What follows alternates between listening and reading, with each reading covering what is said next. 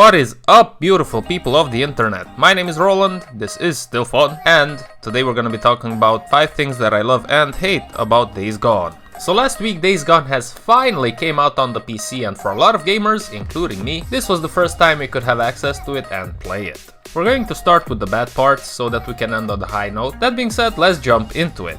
Number 1, Deacon and Lisa. I gotta say, Deacon as the main protagonist of the game is a big turnoff for me. He comes off as an egotistic, selfish individual that just lacks common sense in his discussions with other characters of the game. He is almost always dissatisfied with the way dialogues end and roll his eyes more often than an Instamodel posts her bottom on social media.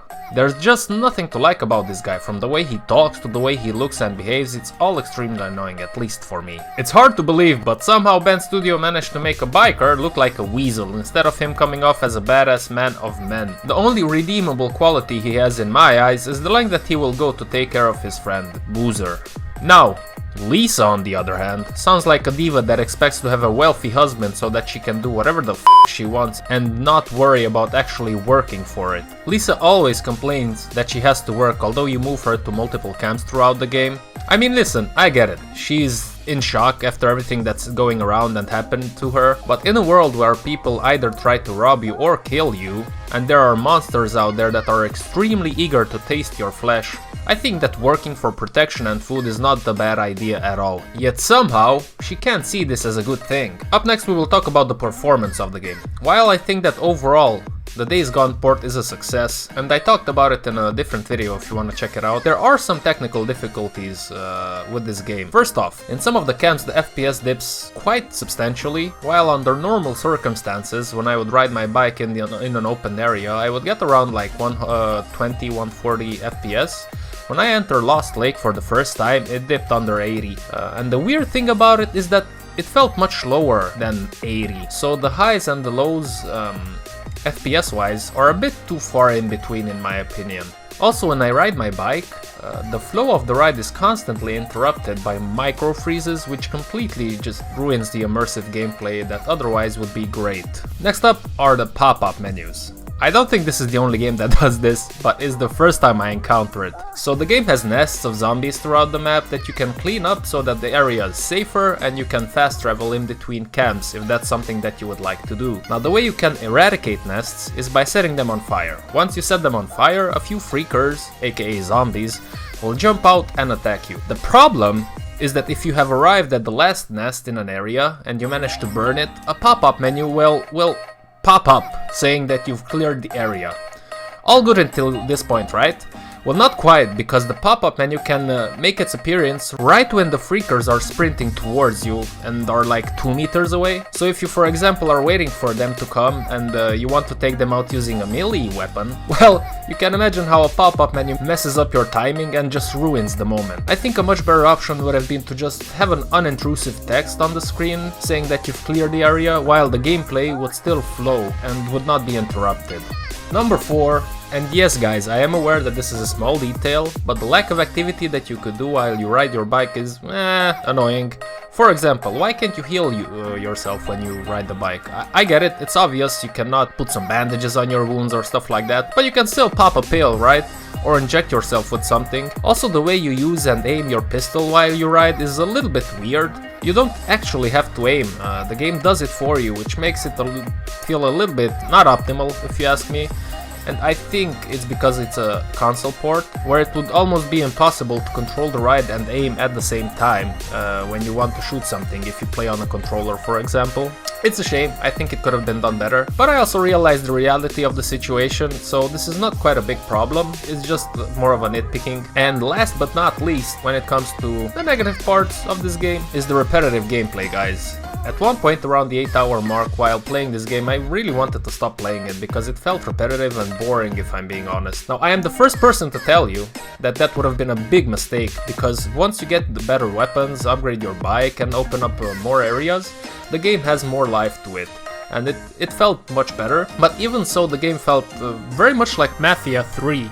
it just lacks that something special to keep you in it and make you want to play it. I think also has to do with the bland characters that the world is filled with. Some game reviewers gave this game an average score, and while I don't agree with them, I can understand the person that gets bored and moves on after a while. Now, if you stick with it, it gets better, but that's something that I don't agree with. A game has to be entertaining, fun to play, and immersive from start to finish, and that's the job that a game developer, a respectable game developer, has if he wants to offer a top-notch experience. If you don't do that, then don't expect everybody to praise your game, because that will never happen. And just as a side note, a game similar to this one, but much better in my humble opinion, is Mad Max. That game did a much better job at keeping me in it both in the beginning, but especially towards the end.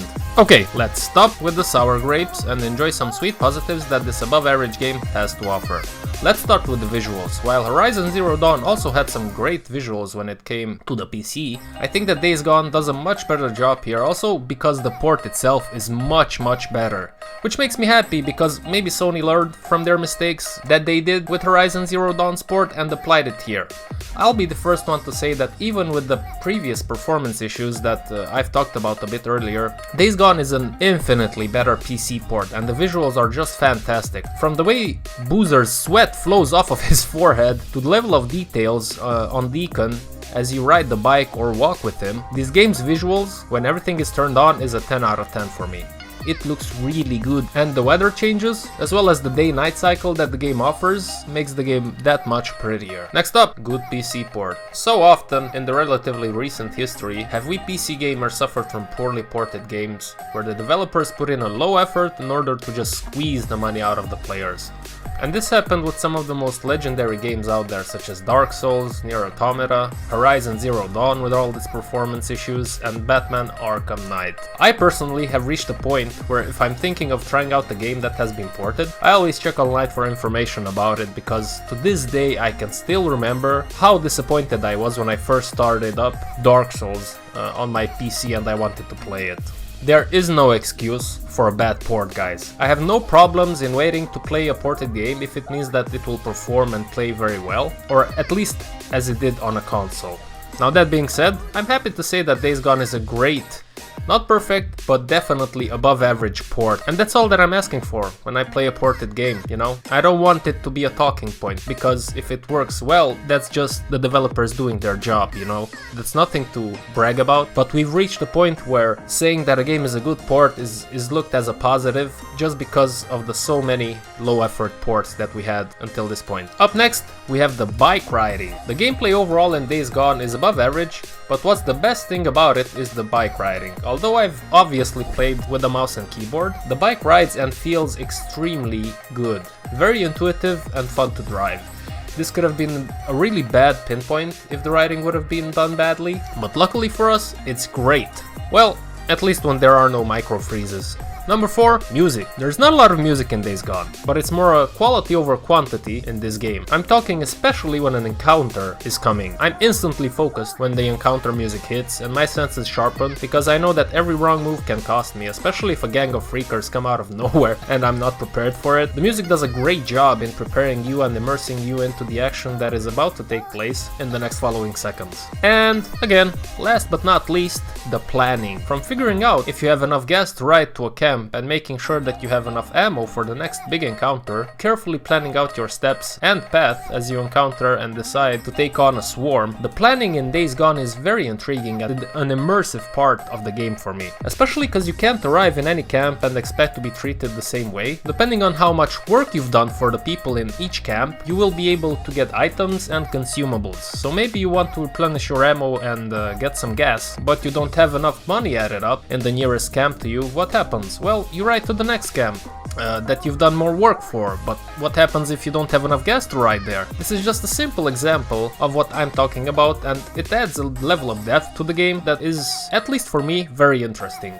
And that's gonna be it for this one today, guys. I hope I helped you in some way, shape or form. If not with some information regarding your next purchase, then maybe with a little bit of entertainment while you are sitting in a car, train, plane or on the toilet.